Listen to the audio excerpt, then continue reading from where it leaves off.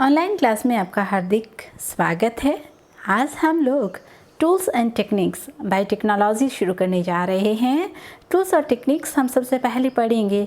उसमें सबसे पहले हम पढ़ेंगे हिस्ट्री ऑफ जेनेटिक इंजीनियरिंग, आनुवंशिकी अभियांत्रिकी का इतिहास। उससे पहले हम आनुवंशिक अभियांत्रिकी की डेफिनेशन देख लेते हैं कि हम जीन अभियांत्रिकी या जेनेटिक इंजीनियरिंग किसे कहेंगे। जीन अभियांत्रिकी ब्रांच ऑफ बायोटेक्नोलॉजी जैव प्रौद्योगिकी की एक शाखा है। क्या किया जाता है यहाँ पर पूरी डेफिनेशन हम समझेंगे इसको। इन विट्रो जीन मैनिपुलेशन, यानी कि कल की वीडियो में जब मैंने आप लोगों को टूटी फुटीन से बढ़ाया था तो मैंने इन विट्रो की बात की थी। वहाँ पर इन विट्रो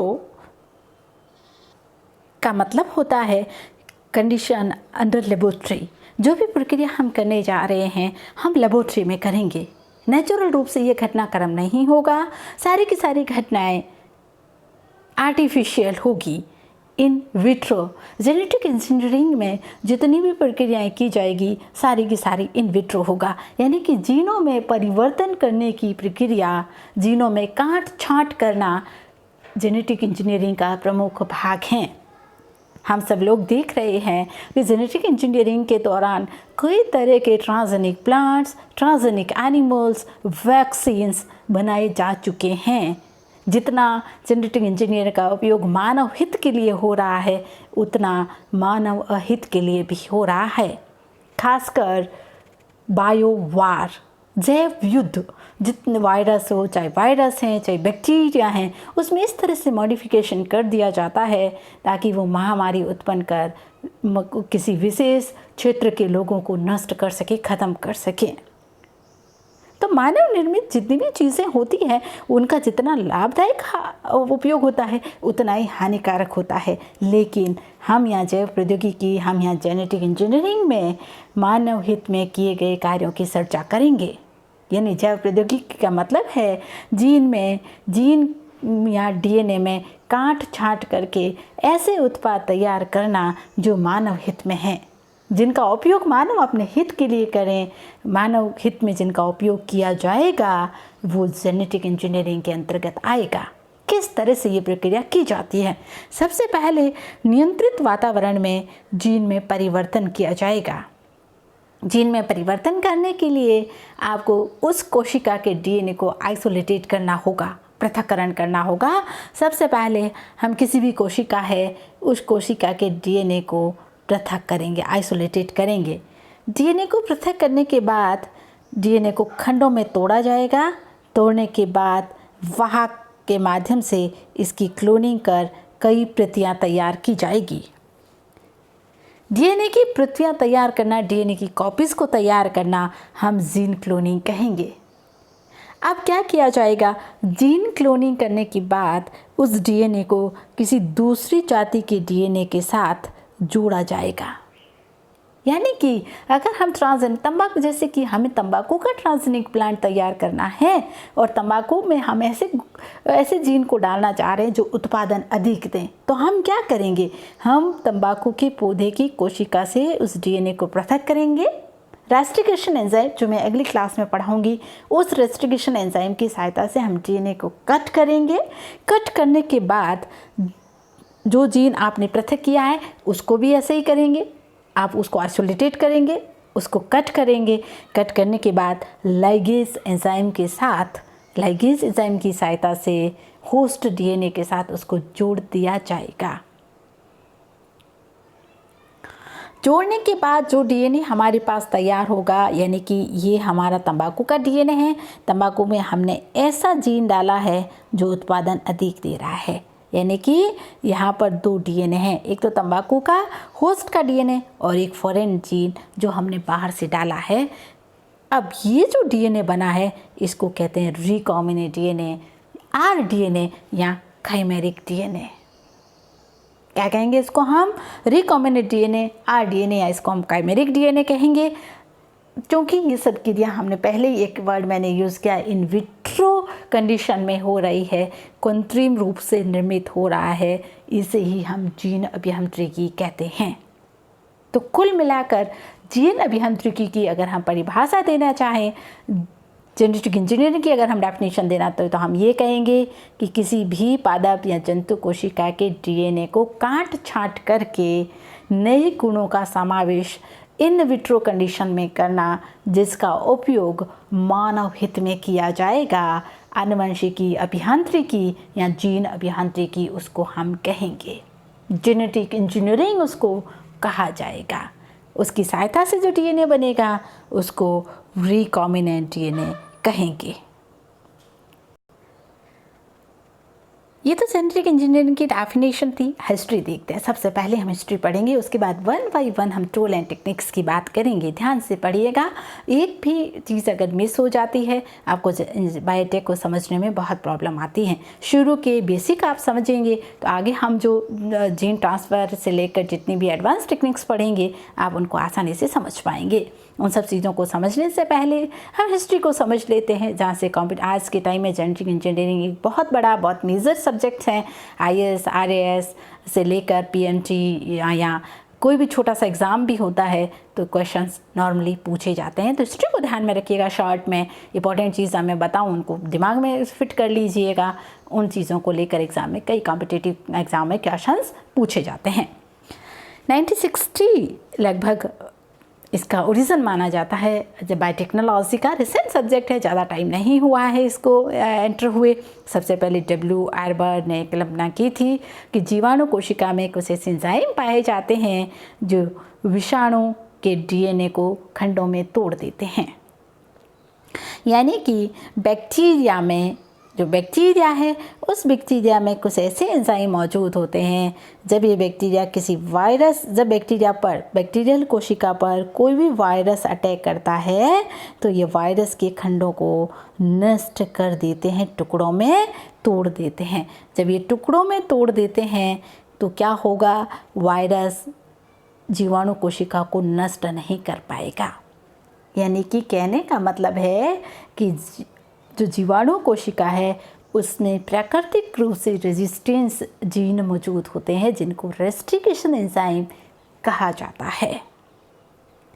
मेसलसन और युवान ने डीएनए को तोड़ने वाले इन एंजाइमों को रेस्ट्रिक्शन एंडोन्यूक्लियस एंजाइम नाम दिया है। रेस्ट्रिक्शन एंडोन्यूक्लियस एंजाइम, ये जीवाणुओं में सेल्फ प्रोटेक्शन के लिए ये एंजाइम पाए जाते हैं, ताकि कोई भी विषाणु कोशिका जब उस पर अटैक करती है, विषाणु कोशिका जब अपना डीएनए होस्ट कोशिका में डालती है तो होस्ट कोशिका में पाए जाने वाले ये रेस्ट्रिक्शन एंजाइम विषाणु के डीएनए को छोटे छोटे खंडों में ब्रेक कर देते हैं, छोटे छोटे खंडों में तोड़ देते हैं, जिससे विषाणु के डीएनए का प्रभाव जीवाणु कोशिका यानी बैक्टीरियल सेल पर नहीं होता है।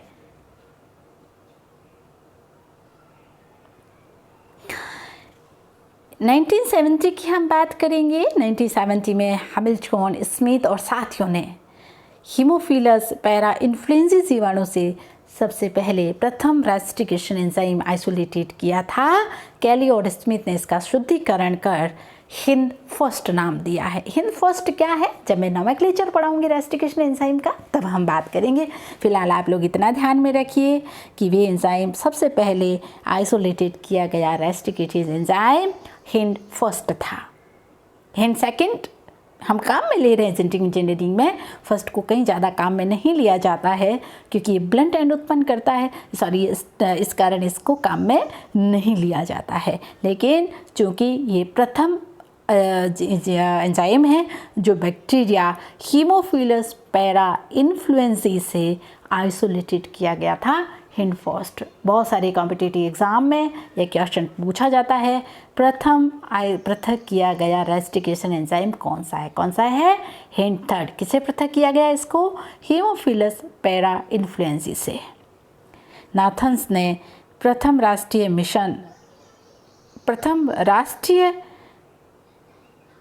मिशन मानचित्र तैयार किया है। इसका जीवाणु का जो रेस्ट्रिक्शन एंजाइम के लिए जो मानचित्र है ये तैयार किया नाथन्स ने। 1972 में डेविस और मैड्स ने रेस्ट्रिक्शन एंजाइम से कट टुकड़ों को डीएनए लाइगेज की सहायता से जोड़ा। मैंने क्या कहा कि जो डीएनए रेस्टिकेशन एंजाइम है ये डीएनए को छोटे छोटे खंडों में तोड़ देता है। जब आप इससे आरडीएनए बनाएंगे तब आप इसके साथ कोई बाहरी डीएनए को जोड़ेंगे, तो बाहरी डीएनए को जोड़ने के लिए जिन एंजाइमों को काम में लिया जाता है उनको डीएनए लाइगेज एंजाइम कहा जाता है। 1973 में कोहने और साथियों ने हाइब्रिड प्लाज्मिड विकसित किया है। हाइब्रिड प्लाज्मिड का मतलब दो अलग अलग प्लाज्मिड को जोड़कर हाइब्रिड प्लाज्मिड तैयार किया गया। दो अलग अलग प्लाज्मिडों को जोड़कर हाइब्रिड प्लाज्मिड क्या किया गया है, तैयार किया गया है। इस तरह से एक ये प्लाज्मिड हो गया रेड वाला और एक ये ब्लू वाला, तो दो अलग अलग प्लाज्मिड को जोड़कर तैयार किया गया प्लाज्मिड हाइब्रिड प्लाज्मिड कहलाता है। इसकी भी बात हम करेंगे जब हम प्लाज्मिड को डिटेल में पढ़ेंगे। फिलहाल हिस्ट्री ध्यान में रखिएगा कि किसने अब तक जेनेटिक इंजीनियरिंग में क्या क्या काम किया है। जेनन ने एग्रोबैक्टीरिया में टीआई प्लाज्मिड के लिए कहा कि यही ट्यूमर के लिए है जिम्मेदार है। एग्रोबैक्टीरियम एक ऐसा बैक्टीरिया है जो पादपों में क्राउन गॉल डिजीज़ उत्पन्न करता है। तो ये क्राउन गॉल डिजीज़, इसको हम ट्यूमर डिजीज़ कहते हैं। और इस ट्यूमर डिजीज़ के लिए कौन जिम्मेदार है, टीआई प्लाज्मिड। एग्रोबैक्टीरिया में पाया जाने वाला टीआई प्लाज्मिड ही पादप कोशिकाओं में ट्यूमर गॉल डिजीज़ उत्पन्न करता है। ट्यूमर क्यों नाम दिया गया, क्योंकि ये डिजीज़ जब प्लांट में जब ये बैक्टीरिया इन्फेक्शन करता है, संक्रमित करता है, तो पादप कोशिकाएं बहुत जल्दी डिवाइडेड होकर एक ट्यूमर लाइक, जिस तरह से कैंसर में ट्यूमर बनता है उसी तरह से ट्यूमर प्लांट में बन जाता है, जिसे ट्यूमर गॉल डिजीज़ कहते हैं। और इस ट्यूमर गॉल डिजीज़ के लिए कौन जिम्मेदार है, एग्रोबैक्टीरियम ट्यूमिफेसियस का टीआई प्लाज्मिड ट्यूमिफेसियस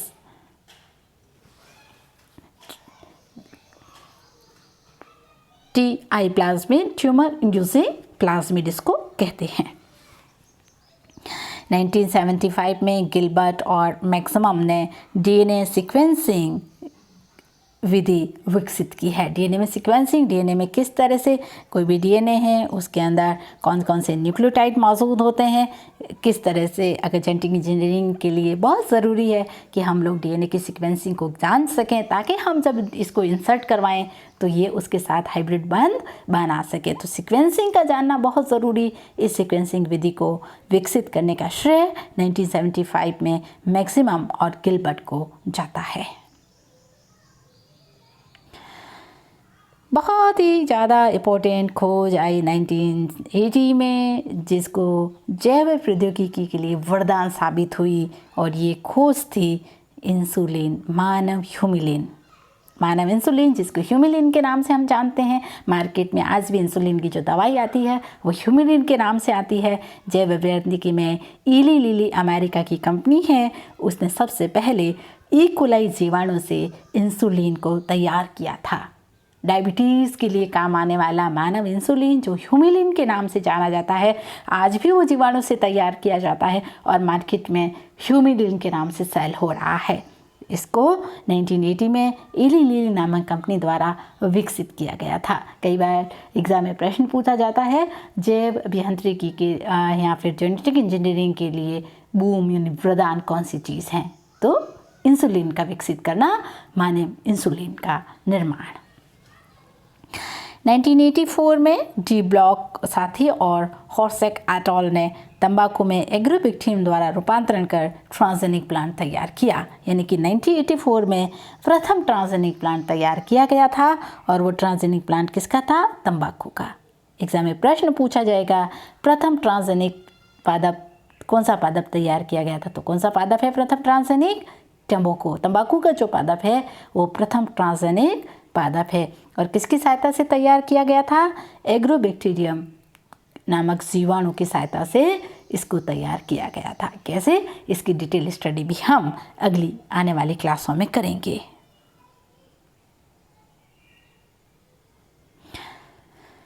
एक और बूम एग्रोबैक्टीरियम 1986 में जैव प्रौद्योगिकी में आया, और वह था एलेक्स जेफरी द्वारा डीएनए फिंगरप्रिंटिंग की खोज। भारत में डॉक्टर लालजी टंडन को ये श्रेय जाता है डीएनए फिंगरप्रिंटिंग पर काम करने का, जिनका अभी कुछ ही समय पहले निधन हुआ है। उनको लालजी टंडन को ये श्रेय जाता है। और विश्व में डॉक्टर इसका श्रेय एलेक्स जाफरी को जाता है, जिन्होंने डीएनए फिंगरप्रिंटिंग नामक टेक्निक की खोज की है। इसको भी हम डिटेल में स्टडी करेंगे। डीएनए फिंगरप्रिंटिंग टेक्निक की सहायता से किसी भी अपराधी का, किसी खोए हुए बच्चे के माँ बाप का कोई भी जेनेटिक डिजीज़ है उसका पता इसकी सहायता से लगाया जा सकता है। अगली बहुत ही महत्वपूर्ण खोज हुई 1986 में कैरी मुलिस और साथियों ने की है पीसीआर तकनीक की। पीसीआर पूरा नाम एग्जाम में पूछा जाता है, पॉलीमरेज चेन रिएक्शन। बहुत इंपॉर्टेंट टेक्निक है डीएनए एम्प्लीफिकेशन की। डीएनए एम्प्लीफिकेशन का मतलब पहले हम वेक्टर की सहायता से डीएनए की क्लोनिंग करते थे। मैंने शुरू में परिभाषा में बताया ना कि डीएनए क्लोनिंग की जाती है जैवप्रौद्योगिकी में। तो डीएनए क्लोनिंग पहले वेक्टर की सहायता से की जाती थी, जो बहुत मुश्किल तकनीक थी। आजकल पीसीआर की सहायता से हम बहुत ही कुछ समय में डीएनए की हजारों प्रतियां तैयार कर सकते हैं। इस कारण इस तकनीक को डीएनए एम्प्लीफिकेशन कहते हैं। इसकी डिटेल स्टडी भी हम करेंगे अगली कुछ क्लासों में। आजकल कोरोना के लिए जो टेस्ट किया जाता है आरटीपीसीआर, उसको काम में लिया जाता है रिवर्स ट्रांसक्रिप्टेज पीसीआर। पीसीआर के कई टाइप्स हैं। तो कोरोना टेस्टिंग में पीसीआर काम में आ रही है वो आरटीपीसीआर है। रिवर्स ट्रांसक्रिप्टेज पीसीआर को काम में लिया जा रहा है। 1987 में बॉटन और साथियों ने बेसिलस थुनिजेनेसिस से बीटी जीन को विकसित किया। बहुत इंपॉर्टेंट चीज़, बहुत सारे कॉम्पिटिटिव एग्जामों में नॉर्मली ये प्रश्न पूछा जाता है, बीटी जीन को किसे पृथक किया गया है? किसे पृथक किया है? बैसिलस थुनिजेनेसिस नामक बैक्टीरिया से इसको पृथक किया गया है। इसकी सहायता से बहुत ही महत्वपूर्ण ट्रांसजेनिक प्लांट बीटी कॉटन और बीटी ब्रिंजल विकसित किया गया है। बीटी कॉटन की खेती पूरे विश्व में की जाती है। भारत में भी बीटी कॉटन की खेती को मान्यता है और जितना भी कॉटन प्रोड्यूस किया जा रहा है उसमें अधिकतर बीटी कॉटन है।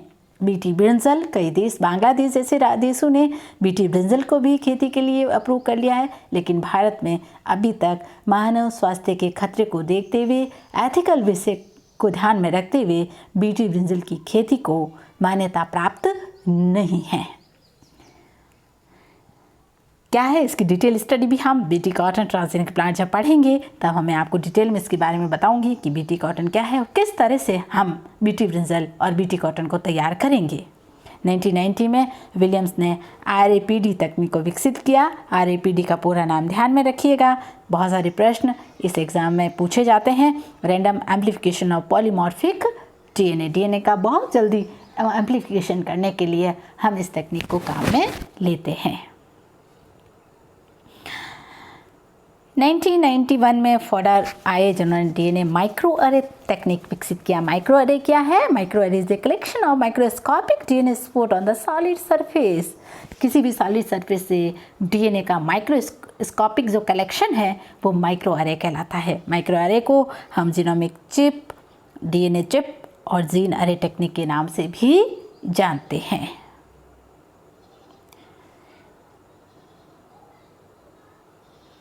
तो 2001 में वेंटर और साथियों ने ह्यूमन जीनोम प्रोजेक्ट तैयार कर लिया है। ह्यूमन जीनोम प्रोजेक्ट यानी कि हम मानव के जितने भी जीन हैं उनका प्रोजेक्ट तैयार कर लिया गया है। इतनी भी आनुवंशिक डिजीज़ जो जीनों में हेराफेरी के कारण जो आनुवंशिक डिजीज़ होती है, जो जेनेटिक रोग होते हैं, उनको हम कंट्रोल कर सकते हैं। यानी अगर हमें पता है कि ये जैसे क्लाइफेंट्रो सिंड्रोम है या फिर डाउन सिंड्रोम है, क्यों हो रहा है उसका पता लगाया गया है। अगर समय रहते अगर किसी भी पेरेंट्स में अगर वो डिजीज़ है वो संतति में ना जाए, अगर समय रहते ये इलाज करवा लिया जाता है तो इस डिजीज़ से बचा जा सकता है। तो ये संभव हुआ है। ह्यूमन जीनोम प्रोजेक्ट में बहुत सारी कॉम्प्लिकेटेड आनुवंशिक डिजीज़ के निदान में ह्यूमन जीनोम प्रोजेक्ट का बहुत महत्वपूर्ण योगदान है। 2005 में इंटरनेशनल राइस जीनोम प्रोजेक्ट द्वारा चावल जीनोम का अनुक्रम भी ज्ञात कर लिया गया है।